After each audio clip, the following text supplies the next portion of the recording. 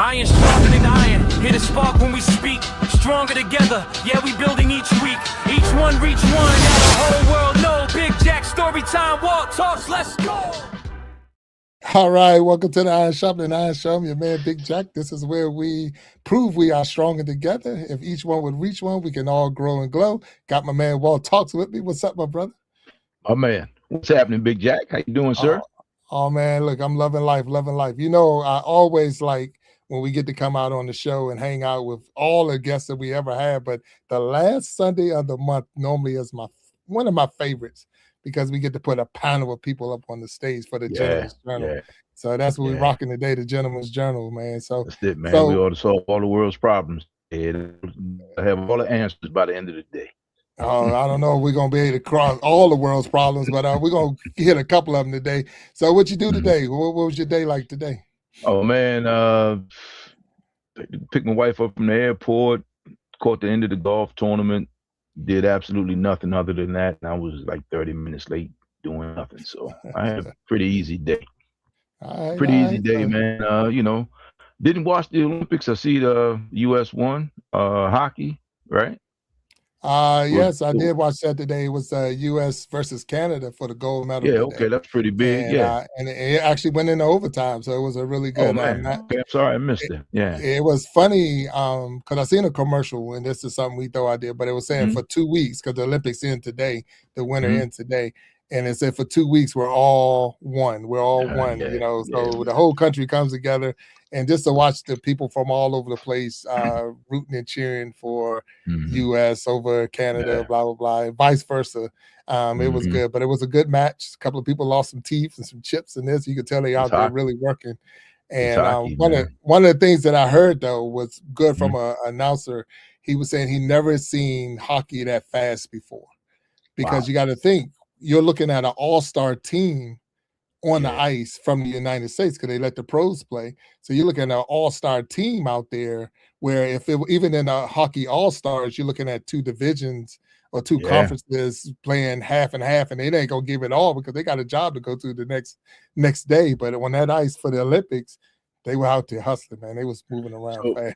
So did the Canadians have professional hockey players as well? Okay. Oh, yeah, so, Canada had theirs. That was a hell of a game. Yeah, they were flying around getting out of it, man. So it was pretty good. Okay. But look, bro, we got a wonderful panel today, man. We got some heavy hitters, man. So let's get to it. I know we got some good questions, and we're going to throw it out there. So I'm going to drop this thing and get them up on the stage so that we can kick off the show. So we know this is the Iron Sharpening Iron Show and the Gentleman's Journal. So right after this, we're going to be having a good time with our what we'll call them, our friends, I guess. Yeah, friends, man, for sure. They're friends. Yeah, we're gonna call them friends. Yeah, more than associates, more than guests. So you know, we're gonna call them friends then, huh? All right, I don't even know which one to drop. Well, let's drop this one. Let's see where we go. All right, here we go. Let's kick off the show. Thank you. All right. 9, 8, 7, 6, 5, 4, 3, 2, are you ready?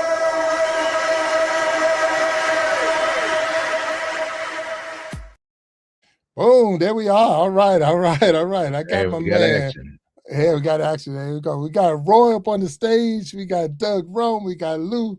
And welcome, gentlemen, to the Gentleman's Journal. How are you all doing today? Doing well. Thank you for having me, as always. Doing great, Bill. All right. Thank you. I see Lou still on mute, man. That man wants to keep muting it. I don't know why he want to keep muting it. All right, Bill. Got him. Good to go. Nah, man, you're good. I know you are. So look, gentlemen, this is the Gentleman's Journal. This is where we put men on the panel. We throw some real questions out there, and we want to get your perspective. Again, welcome to the show. I don't think we need to move anybody around. I think we're all in good spots. But before we kick it off, we're going to ask you just to introduce yourself a little bit for those who are first-timers in the universe. So, Rome, I ask you to start off with just tell us a little bit about yourself, and we'll kick off this interview. All right. Hey, Bill, thank you guys for having me. My name is Ro Thompson from Columbia, South Carolina. I'm a financial advisor by day and a former junior golf dad in the afternoon. Now my son is at college. He's playing at Howard University up your way. Like you said, it's snowing up that way tonight. And so, just living life and enjoying life. And that's all I got. All right. All right. Well, welcome and welcome. Yes, Welcome. Howard is. We've had other guests on the show from Howard, and now that's cool. And we got to get John up on the show so we can. It's funny now that you're saying it because I'm thinking now because it's John Thompson. Yeah. Yes. So yeah. So Georgetown. yeah, Georgetown. Yeah. Yeah. Now that you're saying, I put those two Right. together. Yeah, we get him on the show because I like to hear about his story from the male golfer point of view. We've had female golfers on the show, but never a male golfer that's in the collegiate area. So that would be pretty cool. So thank you for being on the show with us, bro. Lou, tell us a little bit about yourself, sir. Yes, sir. I'm a father of 3 boys, married. Currently, I'm a coach at Meade High School, the varsity baseball coach there. Work too much, don't golf enough for sure. All work and no play, no good. Just living a dream. Like Walt said, snowing over here in Maryland, Severn, Maryland. So wind blows hard nowadays. School's out, so it's ridiculous. Anyway, that's all I got for now. I got you. All right. Well, welcome, and thank you for Welcome. your contribution to being a dad and a coach. And you're right. I already seen the alert come through saying that school's 2-hour delay in Maryland or in Frederick County. So you're right. The wind blows hard, and they already canceling stuff. So here we go. Doug, I know you're not a first timer, but you want to introduce yourself for those who've never seen you or don't know who you are? Sure. Good afternoon, everyone. My name is Doug Rome. I'm a transplant down here in Georgia, but I'm from the DMV, from PG County. Went to Blainsburg High School. Louis is my cousin. Bill and I played football and baseball together, plus I played basketball at Blaze. So, I feel right at home with the family here at Iron Sharpening Iron. All right. Welcome, Doug. And look, for all you out there that's listening to the show right now and trying to figure out who this Bill guy is, that is me. Big Jack Storytime. That is the real name. So I know, like that. I thought your name was Jack. Nope. Nobody told you my name was Jack. So if you didn't know, now you know. So here we go. So gentlemen, normally, or not normally, but what I'm going to do is throw a couple of questions out there. We're going to ask you to be real with yourself and be real with the conversation and be real on how you would answer your question. We don't need to step on each other. We don't have to agree with one another. We just trying to answer the question. And if your point of view is your point of view and I got mine, and we're going to come to some form of agreement. So right now I'm going to agree with all of you that I'm not going to agree with all of you. So I'm going to say we're going to agree to disagree 100%. So if we can get that out the way, it's out the way. All right. So here's the thing, though. We're going to talk about lending money to friends. Lending money to friends. And I see Rose said he was a financial advisor. So you're going to advise us as people on this. So, if you have a close friend, and I'm talking a close friend, I'm talking one of those, a brother from another mother type friend, that one. And he calls you and asks if he could borrow $500. So we're going to put a number on it, $500. So a close friend asks you if they could borrow $500 from you. Would you lend it to them? So I'm going to go with you, Ro. Let you start it off. So you got go ahead. Would you lend that money out, $500? I would have to say yes. I mean, a close friend, somebody that's not constantly asking for money, and I would just have to only do it one time. And of course, at the end of the day, when you loan somebody money, you're wondering, okay, is this person going to pay it back, or am I going to chalk it up to a loss? And if they pay me back, hey, great, but I wouldn't make it a habit. But if it's a close friend, they ask me one time, I would do it. Wow. I mean, okay, so I see Lou got his arms folded back there. He's almost like, nope. So where you at, Lou? What's going on? Close friend, $500. I mean, come on. I may want to pass on this question, Bill. Pass on this question. Okay, I got you. Lord, where do I start? How much time we have? Lord. Well, I only have really 2 close. I have Doug, and I have another friend I've known for 50 years. Are my 2 close friends.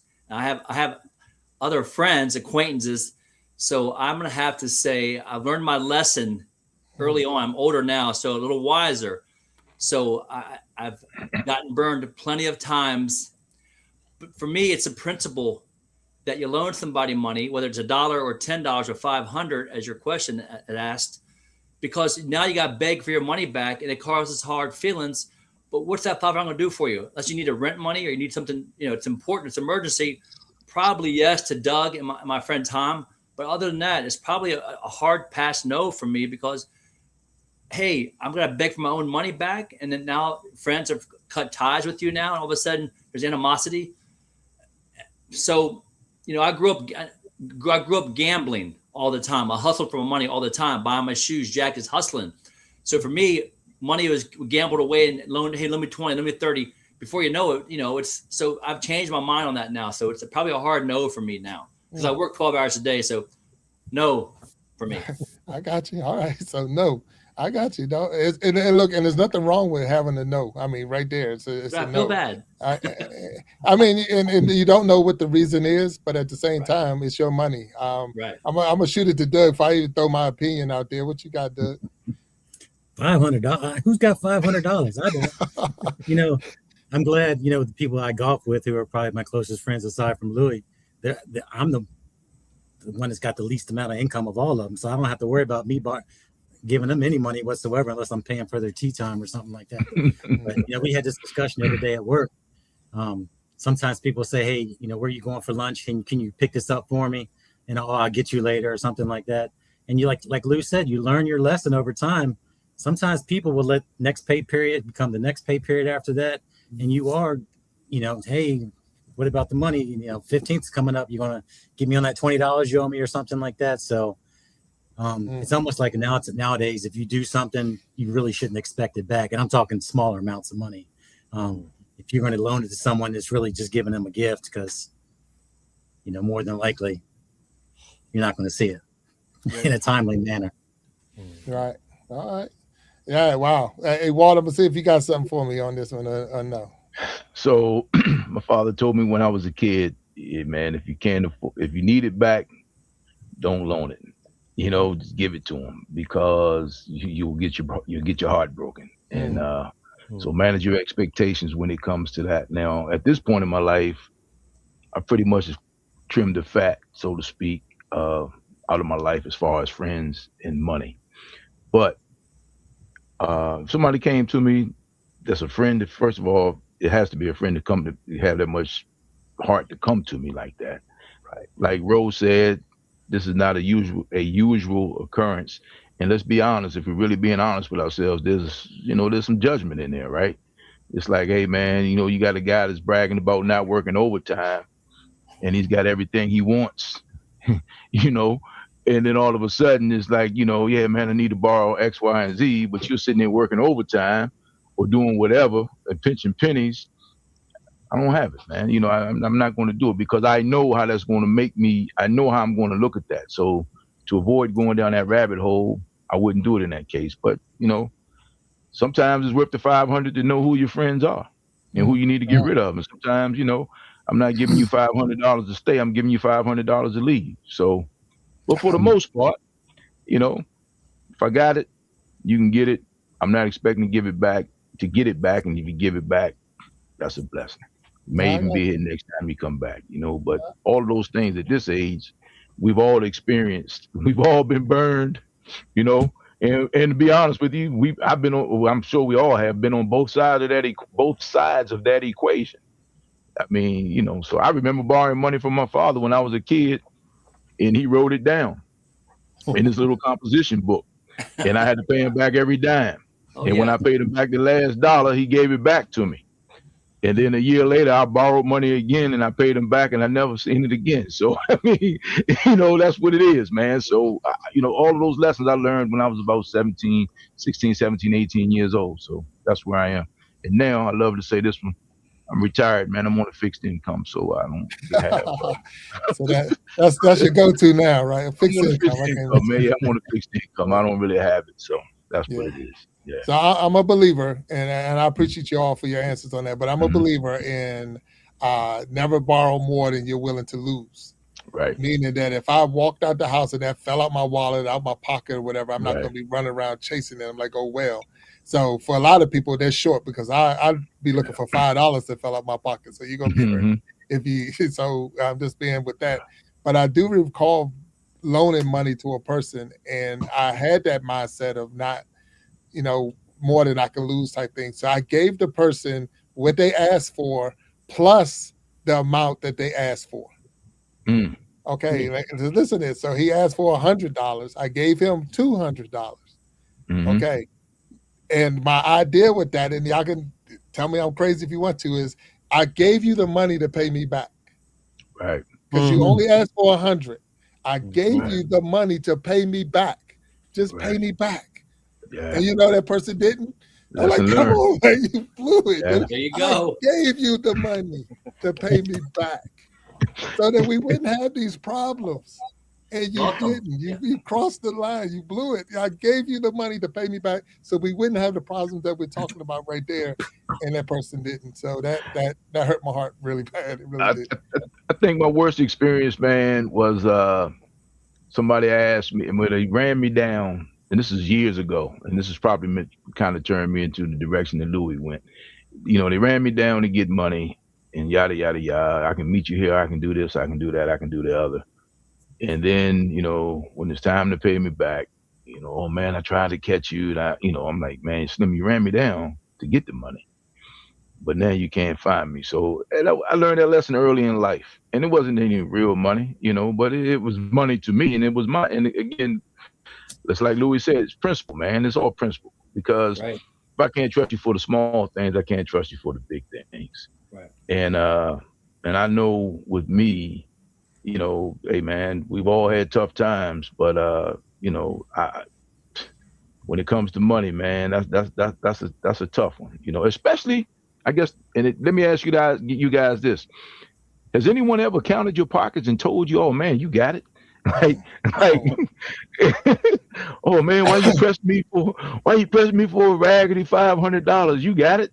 And I'm like, okay, if it's raggedy, you ought to have no problem giving it back to me. So I learned those lessons at a young age, man, and that's what my old man told me. If you need it back, give it. If you need it back, don't loan it to him. If you don't need it back, give it to him. Because you're gonna get your heart broken every time. So. And that's a good life lesson. That's a good life lesson. Yeah. I'm gonna tell you one of my pet peeves, and what you just said there, Walt. I'm gonna throw it out there for y'all. So I'm watching a commercial, and they're talking about it could be feeding the hungry, it could be pets, it could be this and that. And the comment that blows my mind every time when they say just 99 cents a day. Right. And I'm like, if it's just 99 cents a day, then you pay it. Don't worry about me. You ain't come at me. It's just 99 cents a day. When I go in the store and they don't give me my change, and they're like, well, it's just, like it comes, they don't have pennies or whatever. Let's just say for the sake of this discussion. Right. Like, you didn't charge me 4 cents less. You know what I mean? Yeah. So if you feel like that, charge me 4 cents less to make it even money or whatever, whatever the situation is. But I'm like, hey man, at the end of the day, everybody, every individual works for their money.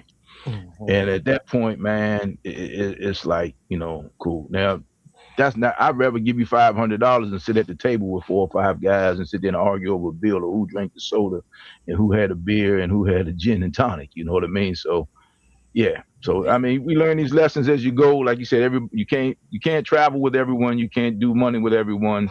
You got to know, you got to compartmentalize your friends. So $500, hey man, if it's a friend and he asks me if I can help him, I will, and I'll give it to him. If not, then fine. And if we're not friends for $500, then it was worth it because it could have cost me $5,000. So, you know what kills me, Walt, about that whole scenario, what Bill said, is that for me, my friends, he has a big house, so he has this, he has 2 cars, he has this, right?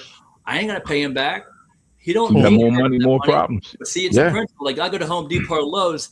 Hey, here's a key pet peeve for you. You want to round up and give donation to St. Jude or Hey Jude Hesed. So I say, how about you round down? The company can pay for it. How about you round down to help me out for a change? Always round. Not McDonald's is doing it. Who else is doing it? Let's round up. It ain't about the money. It's about how people do you in those circumstances. It's really becoming annoying to me, especially. I mean, I understand. You detach from society to some level of degree of what the hell you keep asking me. Do you want to round up? No, I'm paying what I owe you. Yeah. Right? Yeah. I guess also it's just the situation where people just assume because you don't put that into the universe that you are okay. But we all have our struggles. I mean, Yeah. we can agree on that, right? We've Yeah. all, hey man, we've all had our struggles. So at least speaking for myself, I'm like, hey man, you know, I'm not going to let that ruin my day. But because I don't talk on these things or let these things bother me, so to speak, you can't just assume that I don't have any problems. And then, like, you know, to quote my man Biggie Smalls, more money, more problems, right? So you know, the higher the level, the higher the devil. So we all have situations, we all have bills, we all have responsibilities. In a Right. cold winter, we all got a light bill or electric bill or gas bill that's probably $200-300 more than you expected, unless you're on the budget plan. And we all have it, man. And then we all have golf habits too, right? Yeah. Yes, So, sir. so there it is. Now I got one for you though. Now let's Mhm. think about it. Let's flip it. Now how would you feel, or would you go to a friend if you needed to borrow? Great question. Would you go to a friend? Do you have that person you could go to if you needed to borrow? And let's use the same number, $500. I need $500. Who am I going to? And So- what are they thinking about me? Hey, look, no, but here's the thing, man. You know, and I guess I'm on this end. I've been on both ends, but Yeah. the times and it's been a while. Thank God, knock on wood, right? But you know, hey man, if I'm asking somebody for something, they know, man, are you okay? You know what I mean? Because I love to help people, you know, and not just monetarily, but with my time, which is worth more than money to me. But you know, I had to really learn how to accept things from people. I really did, man. I mean, I'm still working on that because I just feel like I don't like to owe anybody. I just got this thing, man. It's just this thing. I don't like to owe anyone anything. So, but no one's self-made. We all have had help from other people, but human nature tells you when somebody does something nice for you, you feel like you need to do something nice for them, because if you don't, you still feel like you are owing them. But if I go to somebody for $500, you better bet your bottom dollar you're gonna get every dime back. Because what you're not gonna do is sit here and tell the world I owe you $500. That's what's not gonna happen. You know, and if I gotta go without eating, that's what's gonna happen. You're gonna get every dime back. When I say you're gonna get it back, if not sooner. I got you. All right. So I don't want to cut away. So Doug, you got anything on this one, or you done? So would you go to someone to borrow? I mean, I've definitely had some lean times in the recent years. So luckily I'd never had to do that. I just found other ways to make money if I had to donate plasma or something like that. I remember back long time ago, I asked Lou for some money to get some earrings from my girlfriend at the time. He shook his head and said no. So I was like, okay. Guess I got to work time. Got to work that off. Not going up to Capitol Plaza getting earrings for your girl. Up to K Jewelers, man. Up to K Jewelers. I tried to finance it, but Kay said no. Hey man, I remember when we were about 16, I guess. We all went to K Jewelers up at Landover Mall, and all of my buddies got their girlfriends Christmas presents.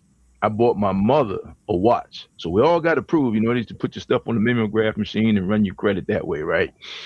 And I bought my mother a watch. I paid every dime. And once they broke up with the girlfriends, they stopped paying, man. And by the time we were 18, 21, I was the only one that had decent credit. You know?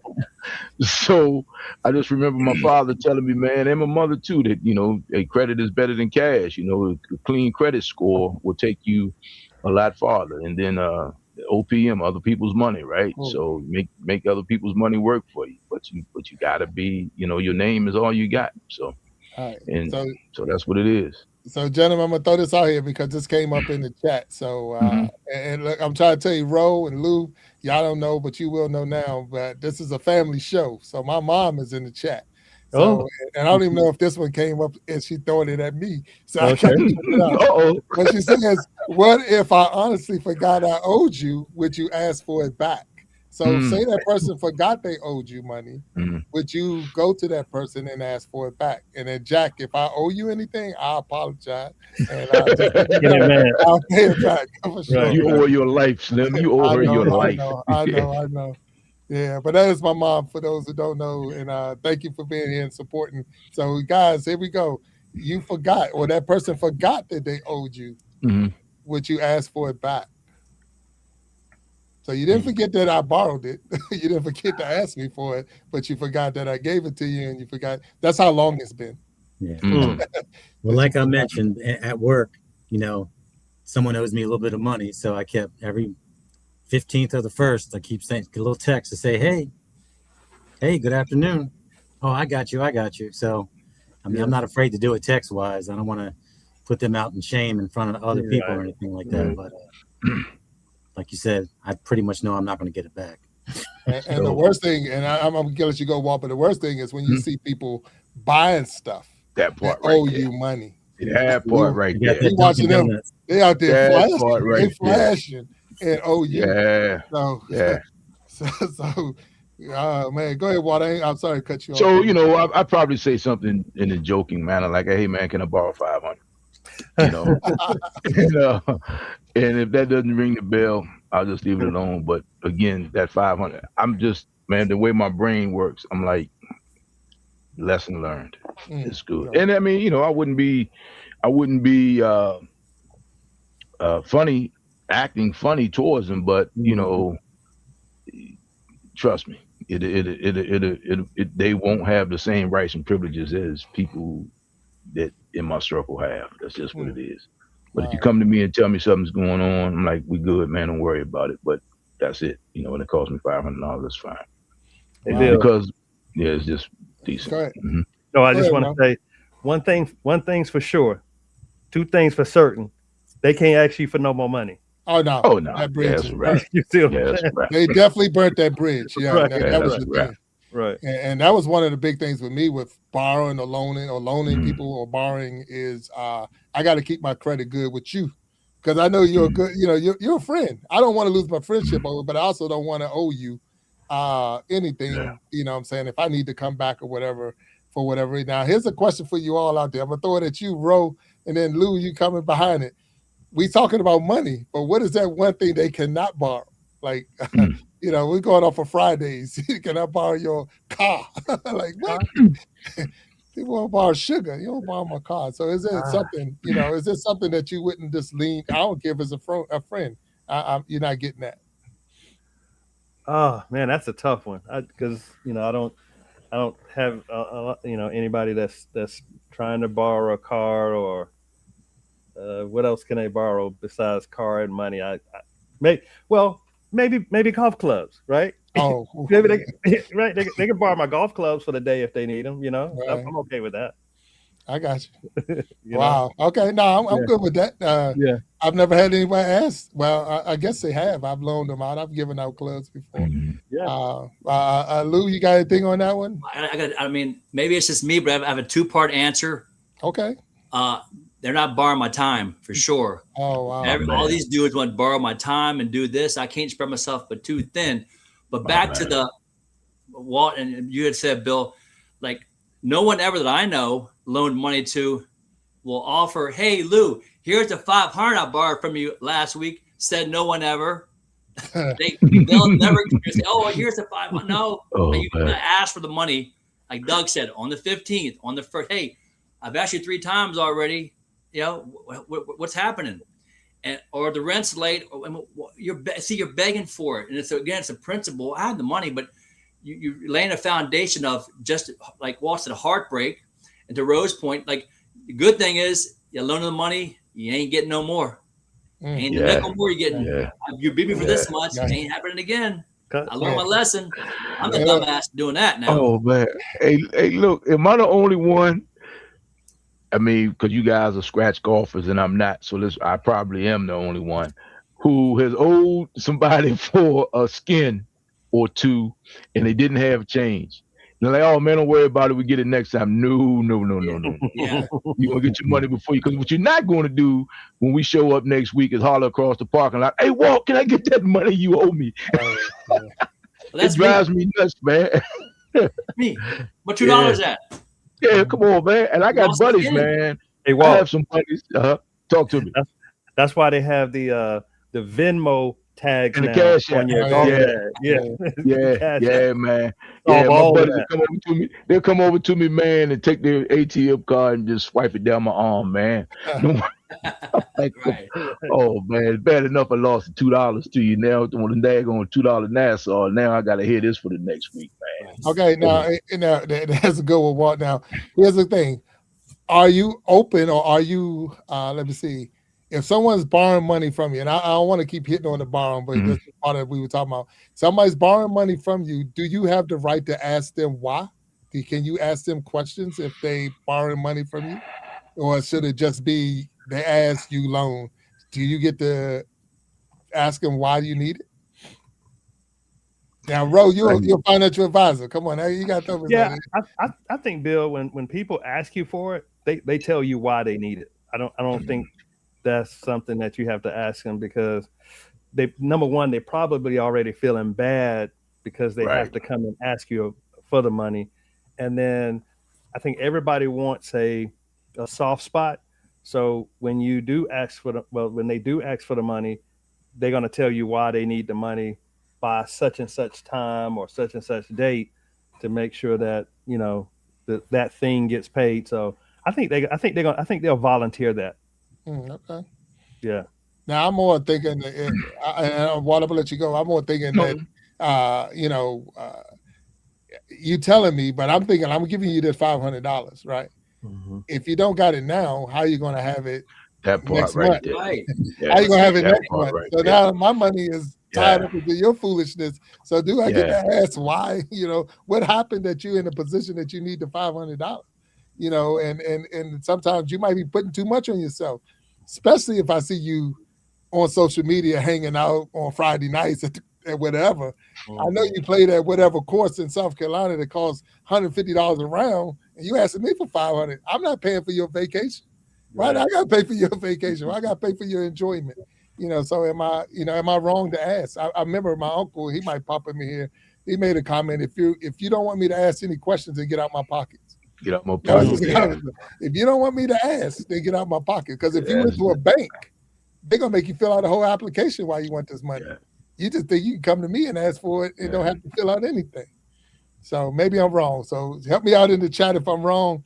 Lou, you got anything? Doug, you got anything for me? No, I don't want to really want to hear the backstory why you want the money for, because they just know now not to come to me to ask me for money. And I'm very generous with everybody, but money is a hard no anymore for me. The reason was because I haven't gambled in 20 years, so it's a different. Like I'm at the casino with Doug or somebody, and we're betting 500, 1,000, and somebody's winning, somebody's losing. Hey, Doug, give me 500 real quick. Doug will snap me off 500, but that's a little different. That's a little different. Whose son is that? I see that's Rome's son, right? Yeah, that's my son. Oh, okay. He's getting married in 4 months. And he's like, he's needing money too. I'm like, it's a hard no. Not getting married. I'm not giving you 8,000. Hell no. Go make your own tent. Go get your own material. Make your own tent. Wow. So anyway, so for me, it's like if we're gambling and you shoot out somebody 500. That's a different context of hey, can you loan me the money? Because I'll pay you that night or the next day. Because I can't go to ATM and get money real quick to get 500. I'll say, Doug, give me 500 or vice versa. It's a different context we're borrowing money from. But when you're begging for your own money back, that's the ultimate pet peeve for me, man. I'll be like, what? My dad gave me money for credit cards or to buy a house. Hey, Dad, I'll pay you in 6 months. And I've always paid him on time, and never has he asked me for the money. I've always had it on him, because once you borrow money, I can now control you through money. Yeah. Hey, come on over, help me dig the yard up, cut the bushes, cut the grass. Right? He's a pen and paper dude. Love him, but he's a pen and paper dude. He's a business guy, But that's why I learned the hard way from him. Sorry. But anyway. That's real. Look, now I remember going through a rough patch in my life, and I had to pretty much start over. And when I moved back up to the Maryland area, and I had to go to my mom, and ask for some assistance. and I'm not ashamed to put it out there. I mean, she's in there. So like I say, and she told me because I needed a co-signer. So here we back with the loan thing. Yeah. You can get 500. You can get 500 quicker than the co-signer. Co-signer. So I needed a yeah. co-signer for a car because I needed to get a vehicle to get around and this and that. And she told me, she said, I promise 3 people I will never co-sign for a car again. And I'm like, well, who's the three people? She said, me, myself, and I would never do that again. Yeah. So we was able to get her to bend a little bit on that. But I'm telling you, if no one got paid, she got paid. She was gonna get paid, because I wanted to make sure that I did not ruin that deal and that because I knew she took a chance on me. But that was another one that we talk about loaning money, but co-signing on somebody's. So don't co-sign. Okay. I'm not co-signing for any. I'm not co-signing for anybody at gunpoint, man. I'm telling you that right now. I'm just not, because it's a recipe for disaster. You know, and it's a recipe for disaster because no. I mean, it's one thing to come see $500. $500 is gone. But you don't. If I'm paying for a car because I co-signed, or I'm responsible for a car, or even if you're paying it on time, the value of that car is reducing my credit limit or my line of credit. You know, my ability to borrow. I can't do it, man. And then. So call me before you go pay the 35% interest on a 10-year-old car, and ask for my advice. Then don't come see me after you go down to the place and pay 35% interest on a car that's 10 years old. And then you can't afford the upkeep. You're driving a car that I won't even drive. And this is where I said I don't like to make judgments on people, but I can afford that car, or I can afford to pay for that car. But if you can't afford the upkeep on that car, so I'm not going to do for you what I won't even do for myself. Right, and I'm telling you, man, I've had some tough conversations on that, but I'm just like, I'm not doing it, man. Sorry, bro. I'm not even sorry, but I'm just not doing it. Okay. And I mean, I've had these conversations, it's been years, but I'm just not doing it, man. Because it's when you go down that rabbit hole, it never ends well. It never ends well. And the one thing I don't do well, and Jack, you know this better than anybody, when I don't listen to myself and trust my gut, man. When I got a crystal ball, it leaks and it's cloudy, but when it's right, man, it's right, it's on. You know what I mean?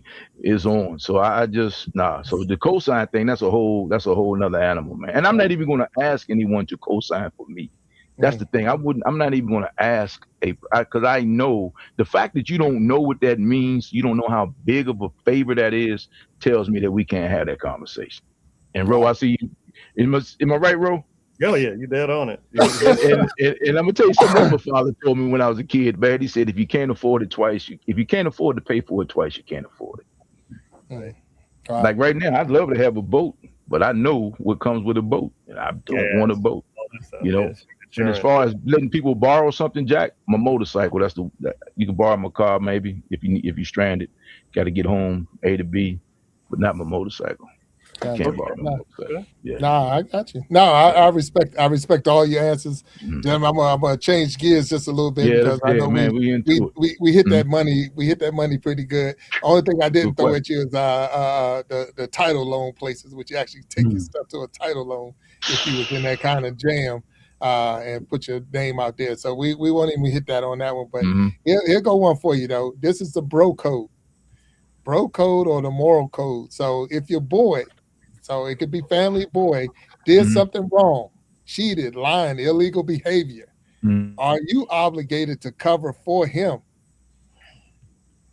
So your boy did something wrong.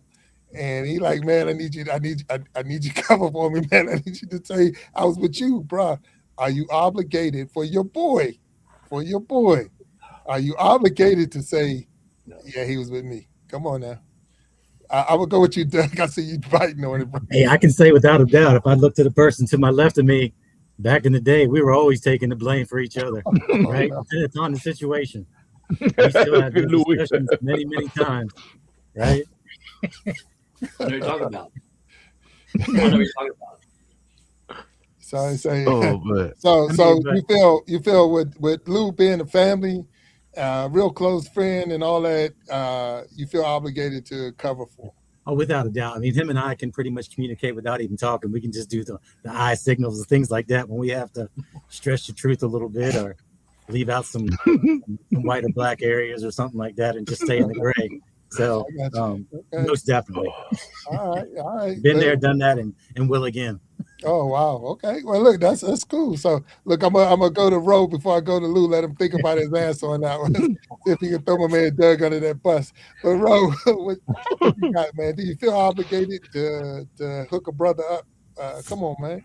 Boy, these some tough questions right here tonight, Bill. Man, the tough questions, man. Yeah, I mean, if it's my ace, right?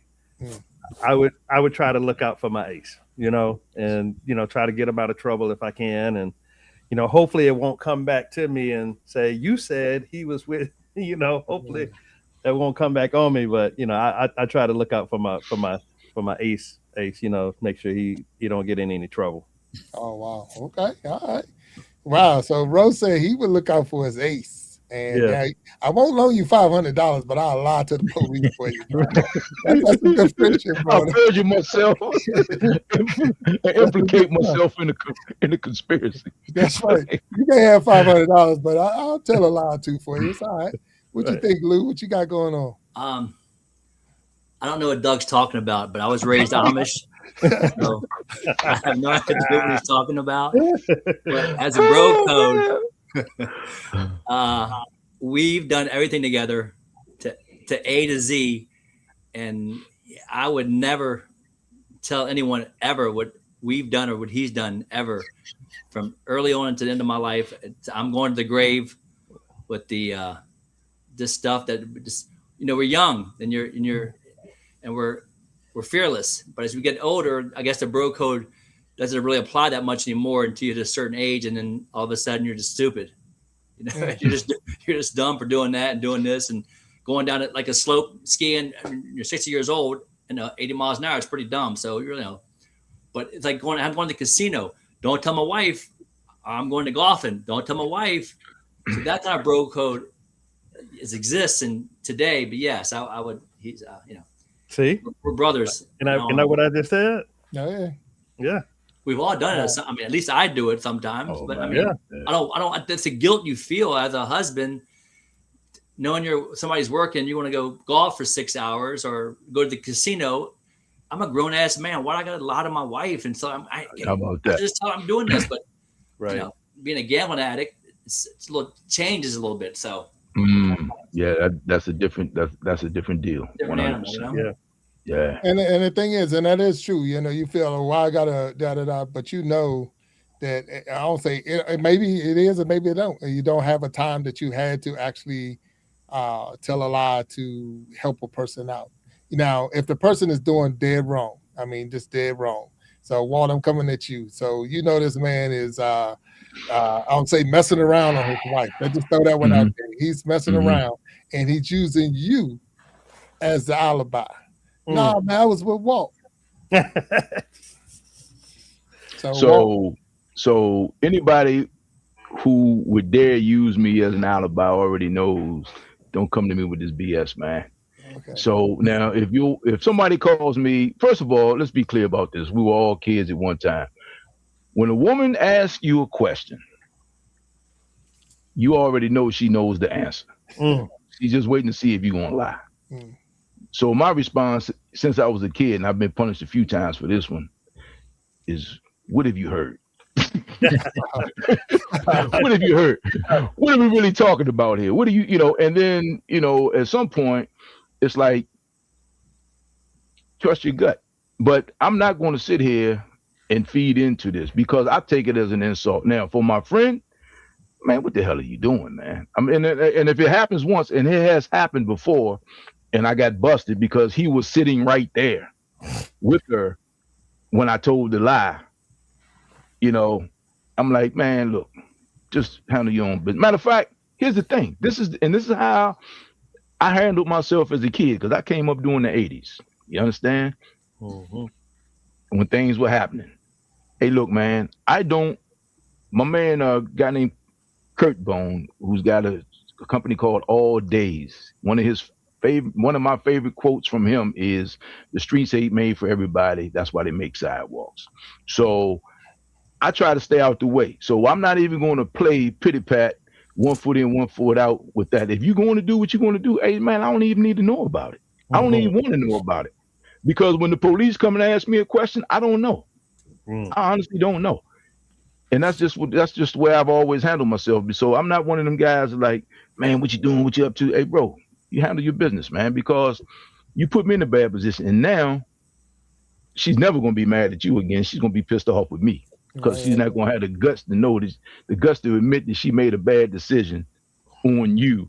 So she's going to have to take it out on me, and vice versa. Hey, man, I think I said, and then when I do things, which we've all have done, I'm just prepared for the consequences. But you don't get to beat me all the way to the courthouse either. Yeah. You know?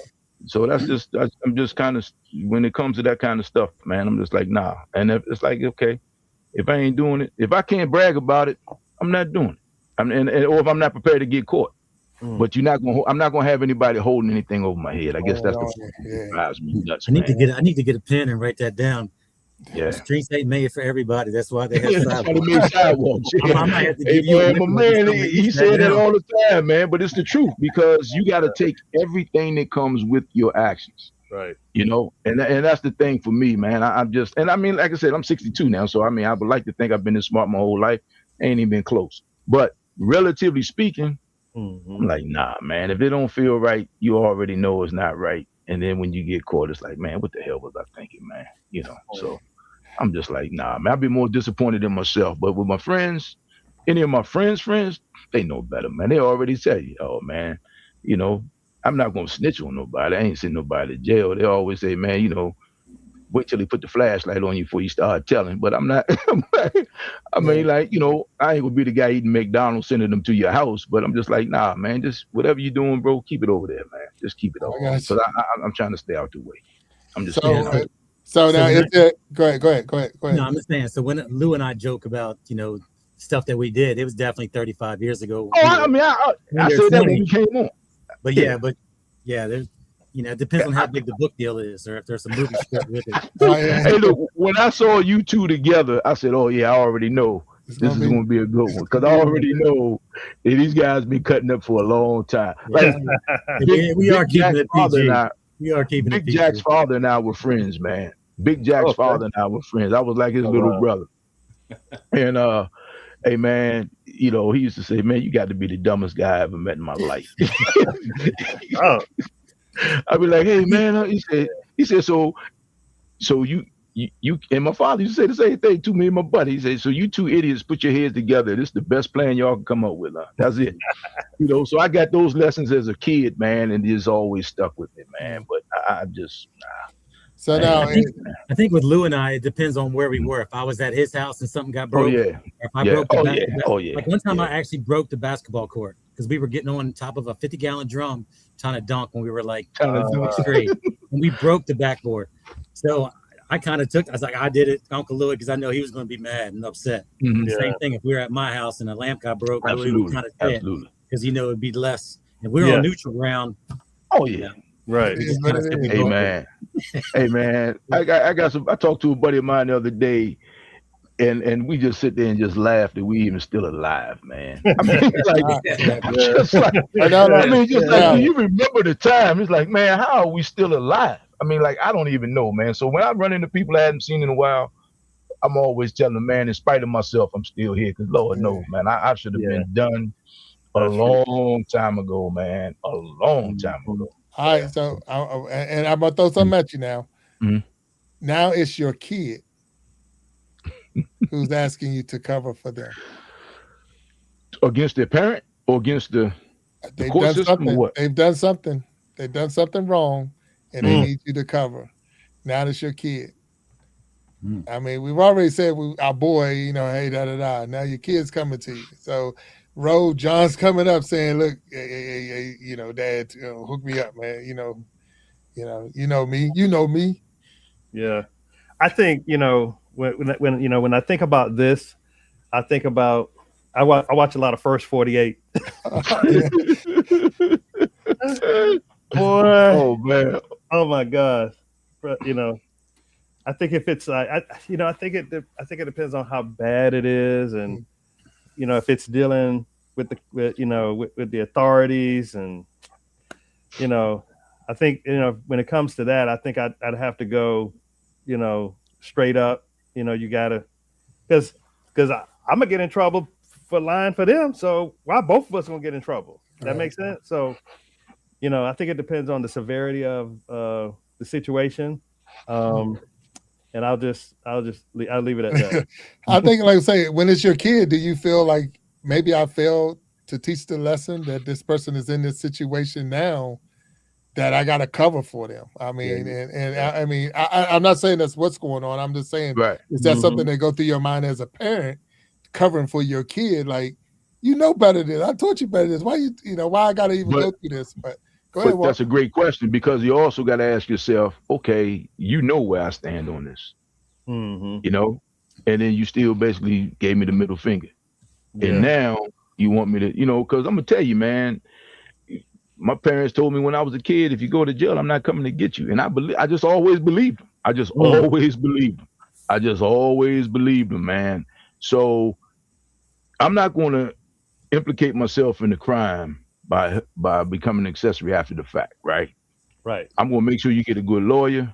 They don't get to beat you all the way to the courthouse.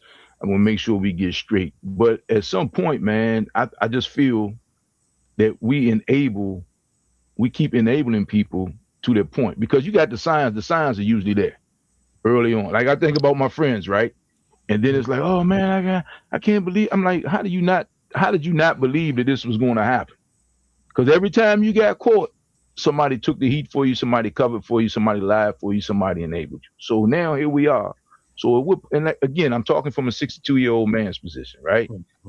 And my daughter's 44, got a grandkid, 11 and 12. If one of my grandkids did something, I mean, I would want them to be treated fairly, but I'm not going to enable them to do the thing. And especially in this day and time, man, it's cameras everywhere.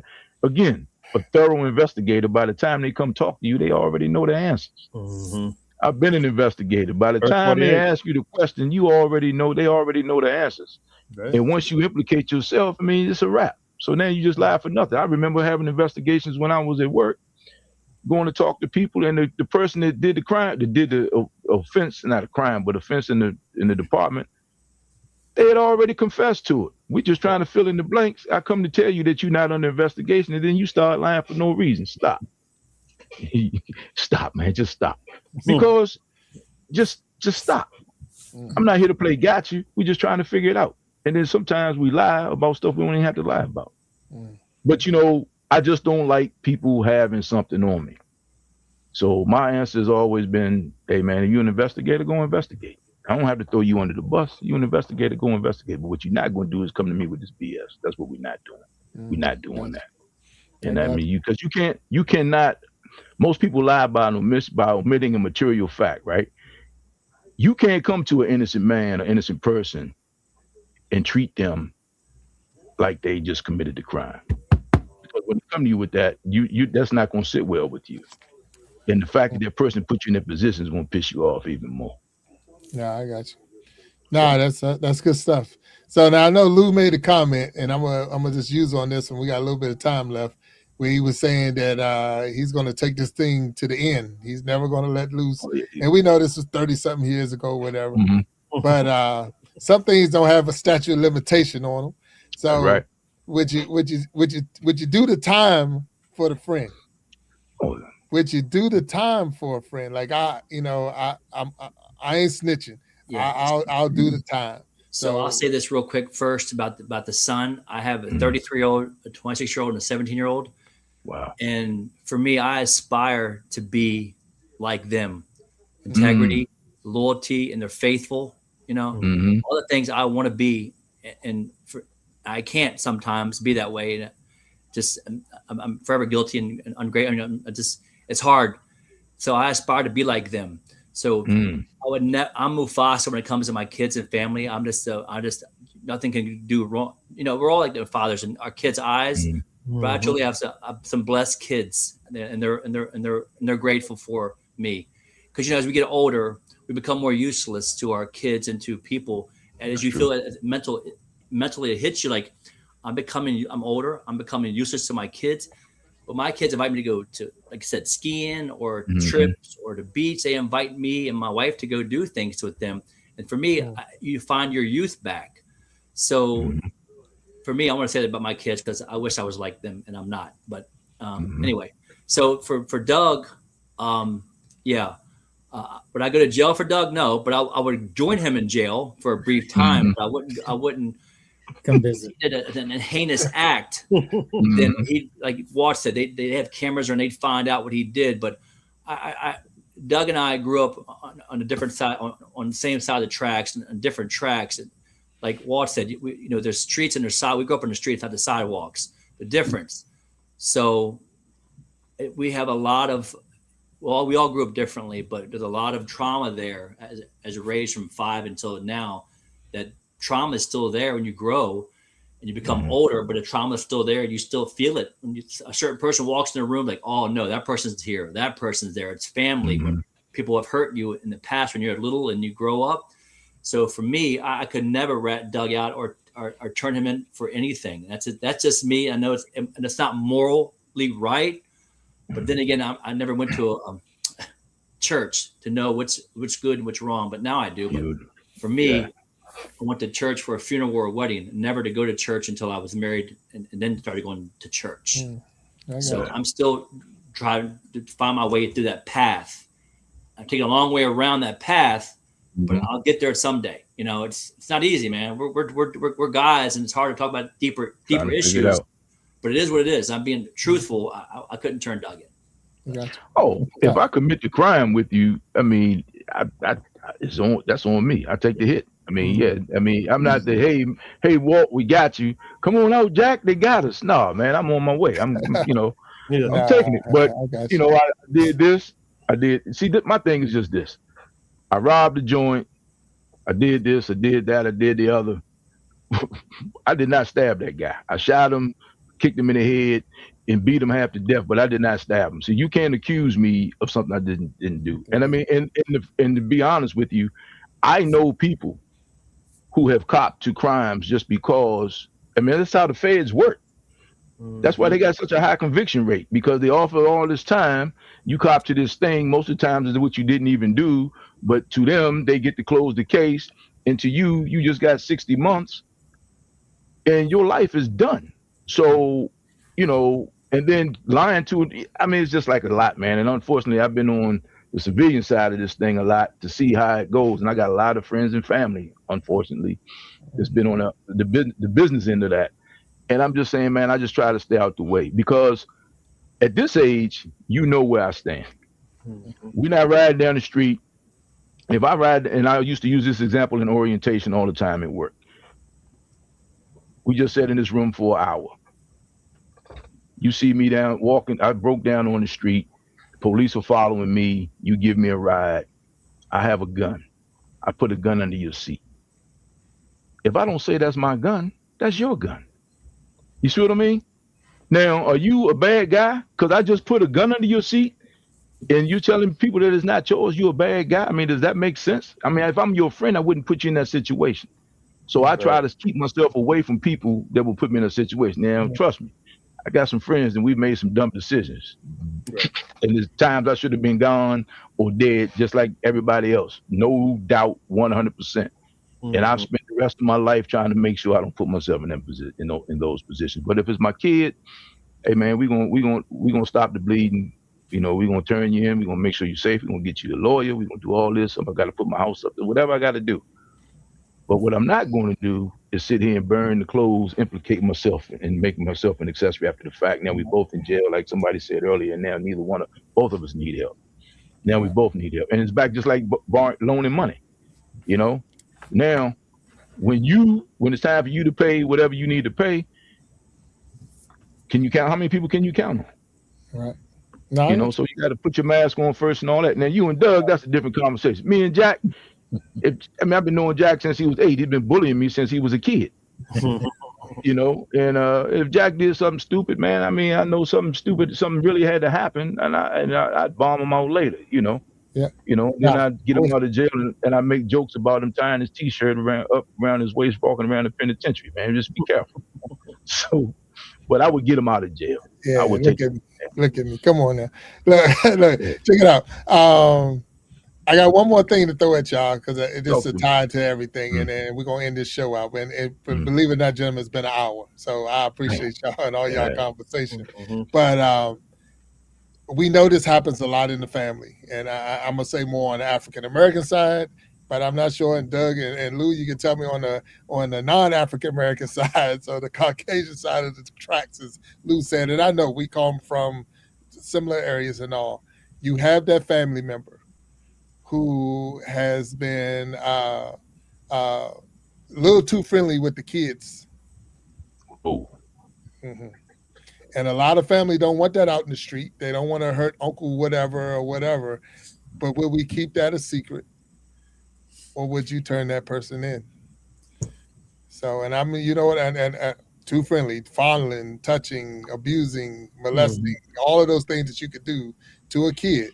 And we know it happens. I know it happens. I don't say unfortunately, but fortunately, I've never heard of that in my family. But I know it happens. I've talked to people where it happened too. Is that one of those type of secrets that we talked here? The bro code, the family code, blood's thicker than water, and all of that other stuff. Would we do that? Would we, or that one? He's on his own, or she's on her own. She's out. I got to turn you in. And any one of y'all can answer. We got a couple of minutes left. So, you know, if it was from decades past, and that was something that was definitely swept under the rug and kept a secret, nowadays that's not going to be the case anymore. I know and I'm open with this and saying this, I know I was abused in many different ways, physically, mentally, sexually, whatever, when I was a small child, by closer family members that really traumatized me for a long time in my life. And I always said that karma, you know, kind of took over for them because they had terrible lives, right? So that was the only satisfaction I have. And even when they passed away and people would tell me about them, I was like, you know, sorry, but I'm not sorry. You know, but like if that was happening nowadays, it's much easier for people at least to have someone that they can talk to, whether it's anonymous line or a phone call or a text or something like that. But yeah, sadly, you know, 50 years ago, a lot of that was happening through families routinely. And it's just, you know, people have to live, like, you know, Lou said, that trauma for a long time in their lives. Wow. And Doug, and I'm gonna say thank you for sharing that, because I don't know the stories. It's not something that's pre-scripted.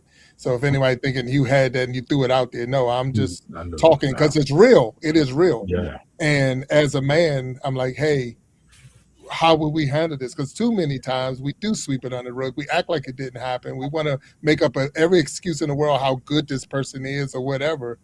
But the truth is the truth, and the situation is the situation. And I mean, I think if they were doing it with boys, you know, they definitely were doing it with women and things like that too, or vice versa. But you know, back then and now are different times. Hopefully people aren't, you know, have the empowered enough that they can tell someone to be able to justify this thing for, you know, for someone. Nah, thank you again, Doug. And Lou, I see you on the edge of the seat. You got anything to share? We're kind of along the same lines, and you know, I'm going to use this term, and I use it: white trash. A lot of family members, you know, and I know the terminology. I know being white, what the term is. I know how I mean it to be, and so does Doug. Others might not see it as white trash. And, you know, I'm ignorant, so I'm ignorant. It is what it is. But when there's 30 or 40 folks living and going to, you know, you go camping and people are messing around with you and touching you, and no adults are protecting you. I mean, you're 5 and 6 and 7 and 4.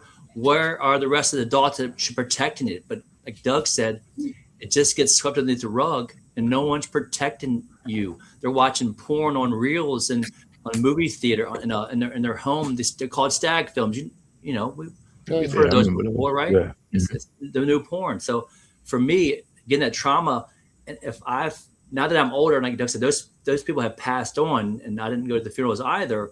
But if I knew of somebody or caught somebody doing that to somebody that I know, I would have killed them. I swear to you guys, I would have killed these MFers, because that for me is, you don't do that to protect our children, right? Yeah, It burns 100%. me up, Right. man. It's so much. It's just so much. That's just how we grew up, like that. And I'm sorry for using that terminology, but that's what they are: uneducated drug users or alcoholics going camping. And where's the protection for us? You know, that just, I'm sorry. That's just, No, No, and again, man, that's real. it's real, and like I say, you know it's real out there. And we were talking about, bro codes and moral codes and things like that. So this is what the whole subject of the show was about, and I did not know in advance. So it's not like I say we don't script these things, and you didn't know the questions.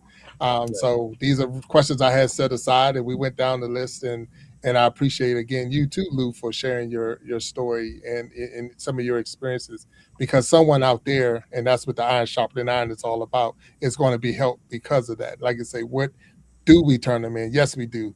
Yeah. And like, even to the point you said you unalive somebody, and we don't want to go there. But at the same time, that's the feeling, the 100% that because especially the innocent, in any kind of way, nobody but the innocent is definitely like they can't protect themselves. So somebody got to step up. And would you be that one? So I'm gonna go to you, Roy, then Walton, and we're gonna close out this show. So Ro, I don't know why I keep want to say now it's Roy. It's Ro. Sorry, Ro. It's all right. We got to talk. We got to talk a little bit more. That's all. Oh, that's all it is, man. Hey, Oh, get I him knew, on the I golf knew course name's too, Roy. man. No, No, that's you the Ro, stage man. name. That's the stage name. That's for the me. stage name. Nah, bro. Ro, I'm sorry, sir. Go ahead. Do you have anything? Yeah. I would have to say, yeah, they have to be turned in. I'm overprotective. I'm a former teacher. I used to teach math, and I like, I didn't experience that growing up, but I would be that person that turns that person in to make sure that they don't hurt anybody else. And that's my take on that. Right. And that's legit. Now we appreciate that. I mean, when you talk about especially being a teacher, I'm thinking about the Penn State situation when there was a grown men, and it was being, what I'm saying, they had campers and all, but the coaches and the players, young kids, teenagers, younger in camps, but they had grown men on the team that was also saying they were also being, fondled or touched or whatever, and it's like, what the heck? But it's like the people that you trust could be the people that, especially if you can't go to anybody because no one believes you, Right. So here, and like I said, I'm not going to protect you. So Walt, I'm gonna let you wrap us up, man. So you're going to get the last word. Hey, man. So on a personal level, from as a kid, if I thought somebody was doing something inappropriate to somebody, I'm like, hey, man, there's something about this guy is not right. Cousin so and so, uncle so and so, whatever the case is. On a professional level, hey, man, I was a firefighter. So, you don't put yourself. It's like going to the doctor. You don't put yourself in a position an indefensible position, right? Because it goes both ways. Unfortunately, there are kids out there who aren't believed, and then there are people out there who will just make accusations, and again, man, I can't think of much that I would die for or go to jail for. But you put your hand on my kids, my grandkids, man. I mean, you just gotta go. I'm sorry, and I mean, and when I say, and it would be premeditated. It wouldn't be an easy death for you. It just wouldn't. It just wouldn't, because to have to live with myself, knowing that you've done X, Y, and Z, nah, man, you gotta go. You gotta go. Because again, I hate bullies, and people messing with preying on weak people. And I mean, I look at that the same way as date rape. I mean, like, come on, man. I mean, it's just like certain things.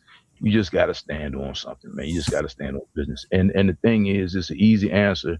If it's easier to live in prison than live with yourself, you just gotta do what you're supposed to do.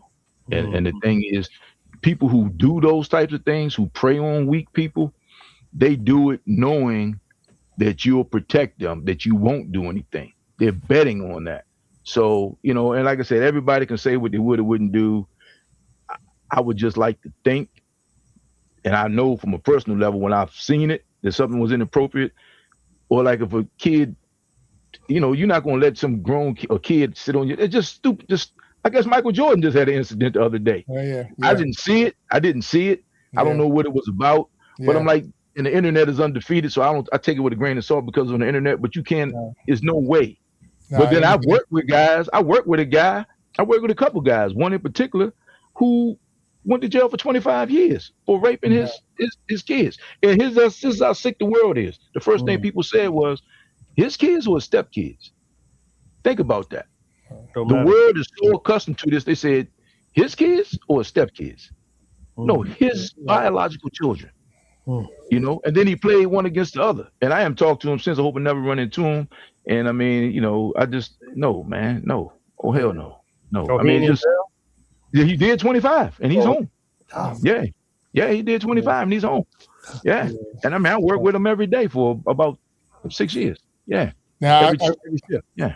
I'm going to share a quick situation or scenario we had in how we talk about this and protecting people who do harm. And I know that's what we were talking about. But as an MP, when I was in the military, we had a situation where child abuse was going on. So there was abusing of a child going on, and physical, emotional, sexual, all kinds of different abuse. And we as the investigation was going on, thought it was the father that was doing it, because the father basically confessed that he was doing it, but it was the mother. And we took the father, we removed the father and all of those things because of he's basically confessing that he did it, so he wouldn't get her in trouble. But we left her with the kids. It wasn't until after that we found out that she was the one that was actually doing all of this stuff. So how dumb can you be, or how much do you care about the kids? So those are the things that we go through. And Walt, you mentioned the Michael Jordan situation. If you look at the video, you can see it. I think it was inappropriate for any adult to be doing that to any kid. So if you ever do see the video, you make your own judgment on that. It's not for me to judge on that. But it was definitely inappropriate, and it was caught on camera. You know, anything that he does and anywhere he goes, there's going to be cameras on him. So without a doubt, you already know that whatever I'm doing, somebody's going to be watching me do it. So, you know, think about that. You should know that. So, I mean, like I said, I didn't see. I may watch it. I may not. Yeah, but you got to go watch it. Yeah. I got to go. Okay, but they have a before the time, what was going on during the time, and after the time that whatever happened. Right. Yeah, the story. Okay, the story is there's a couple different stories. I know we got to finish up. But they said something about there was some water and ice that went down the kid's back, and he was trying to get the ice out or something. But you know, like I said, you know, this is one of them situations where.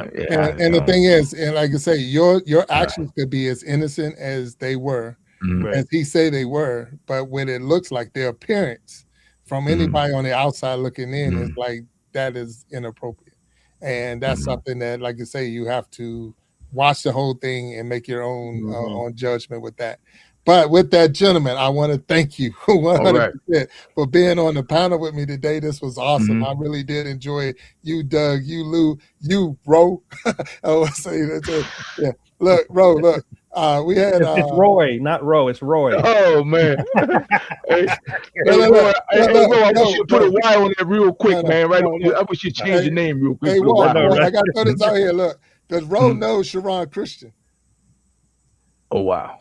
Yeah, because of the same golfing and all. Okay, cool. She's, you know, so she's on the same Facebook world and all that.